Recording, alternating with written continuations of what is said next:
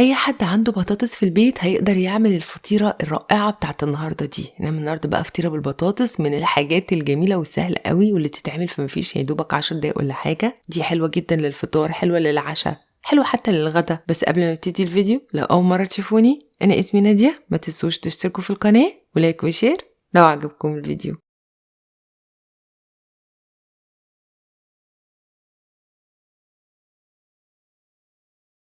معايا في الوصفة دي بقى بطاطسيتين، الحجم اللي انتوا شايفينه ده حجم متوسط، بقطعهم مكعبات، بقطعهم وبديهم شطفة كده بالمية، وبقطع كمان فلفل. انا معايا هنا قرنين من الفلفل، فلفل حار او فلفل حلو مش هتفرق، على حسب حبكم وعلى حسب ذوقكم.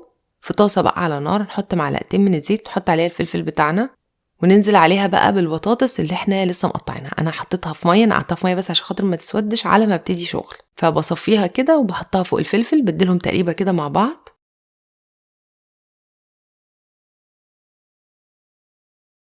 تشويحة كده، وننزل عليها بقى بملح وفلفل اسود فقط، مفيش حاجة تانية. حابين تزودوا شوية بهارات زودوا، حابين تحطوا كمون مثلا والحاجات دي حطوا.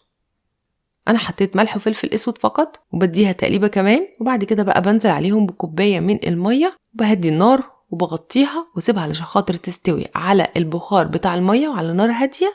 كل شوية يعني ببص عليها يعني بتابعها، لقيتها احتاجت مية بزود، لقيتها استوت خلاص تمام. هي مش هتاخد تقريبا 10 دقايق وهتكون استوت زي ما انتوا شايفين كده. احنا عاوزين سواها يبقى بالشكل ده، يعني تقريبا 90% سوا.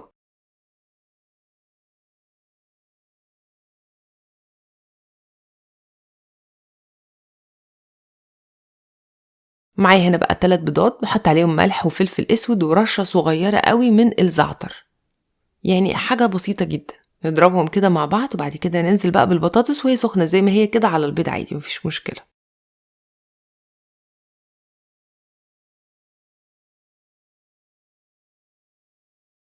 نديها تقليبة وننزل عليهم بكوباية من الجبنة الموتزاريلا أو الجبنة الشيدر أو أي جبنة محببة ليكم متوفرة عندكم في البيت. نقلب كل حاجة بقى مع بعضها، ونسوي بقى الخليط بتاعنا دوت في طاسة بقى على النار. حطيت 3 معالق من الزيت تقريبا، ممكن تحطوا سمنة أو زبدة. ننزل عليهم بالخليط بتاعنا بتاع البطاطس ده، نظبطها كده ونسويها.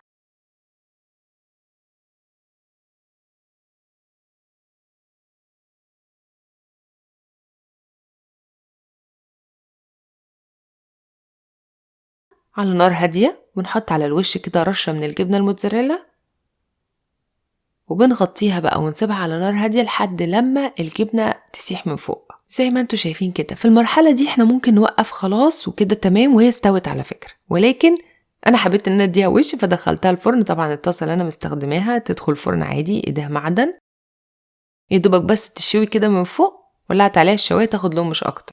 زي ما قلت دي خطوة اختيارية. وبرده في نفس الوقت الطاسة دي غير لاصقة، يعني انا مستخدمة طاسة غير لاصقة علشان خاطر اقدر اطلعها من الطاسة بسهولة.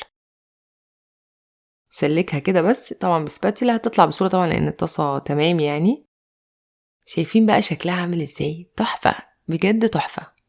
والريحة بقى ما اقولكوش. طبعا دي بقى فطار رهيب رائع، غدا ينفع، عشاء طبعا جميل جدا. ممكن تلعبوا فيها وتحطوا البهارات اللي على مزاجكم، وتحطوا كمان حشوات على مزاجكم، يعني ممكن تزودوا جوه فلفل، بصل، توم، طماطم، زي ما انتوا عاوزين. بس بجد تحفة، وتقديمها حلو وتقطيعتها جميلة. وبس كده، اتمنى ان الفيديو يكون عجبكم. ما تنسوش تجربوا الوصفات اللي رأيكم فيها، ونزلوا تطبيقاتكم على الجروب بتاعي على الفيسبوك، واشوفكم ان شاء الله المرة الجاية فيديو جديد.